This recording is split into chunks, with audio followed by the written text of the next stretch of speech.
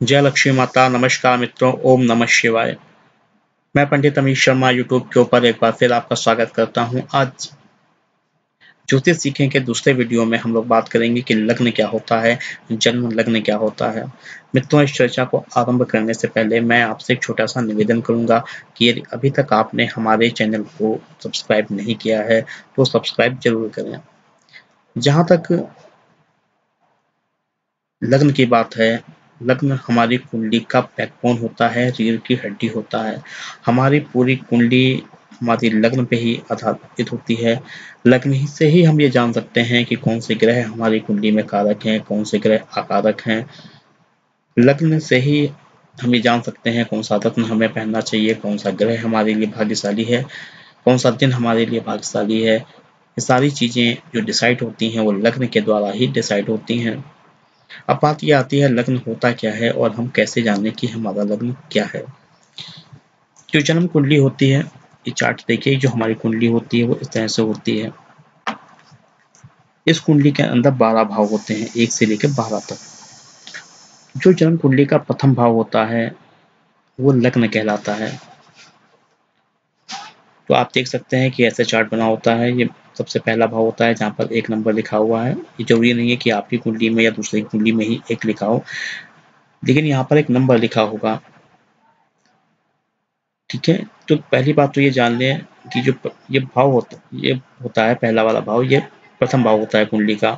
सबसे पहले आपके सामने जो होता है, जहाँ पर इसमें 1 नंबर लिखा हुआ है, ये प्रथम भाव होता है।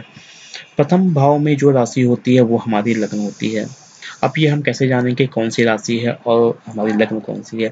जैसा कि मैंने बताया था कि 12 राशियां होती हैं और 12 भाव होते हैं। ये आप देख सकते हैं 1 2 3 4 5 6 7 8 9 10 11 12।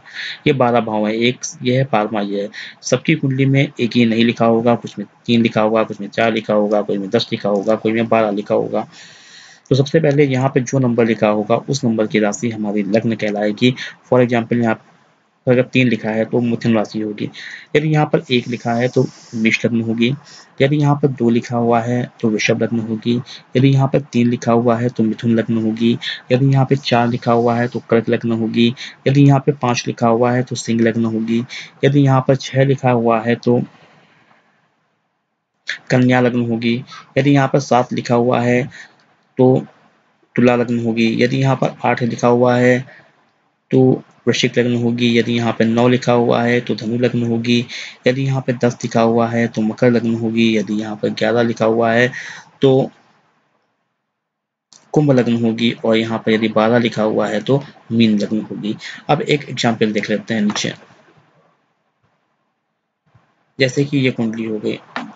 यहाँ पर जैसा कि मैं पहले वाले इमेज में आपको दिखाया था कि ये भाव प्रथम भाव होता है, तो यहाँ पे क्या लिखा हुआ है, 4 नंबर। ठीक है, यहाँ पे 4 लिखा हुआ है, तो इसका मतलब क्या है, ये 4 नंबर पे कर्क मैंने बताया था ना, तो इसका मतलब है ये कर्क लग्न की कुंडली है। क्योंकि जो राशियों का क्रम होता है वो हमेशा 1 से 12 तक सेम होता है। मेष, वृषभ, मिथुन, कर्क, सिंह, कन्या, तुला, वृश्चिक, धनु, मकर, कुंभ और मीन।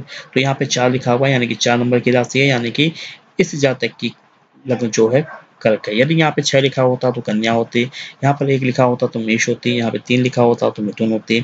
यहाँ पे 7 लिखा होता तो तुला होती। तो आप, मुझे उम्मीद है कि समझ गए होंगे कि हमारी लग्न क्या होती है। अब आप किसी भी कुंडली को देखकर ये जान सकते हैं कि जातक की लग्न क्या है।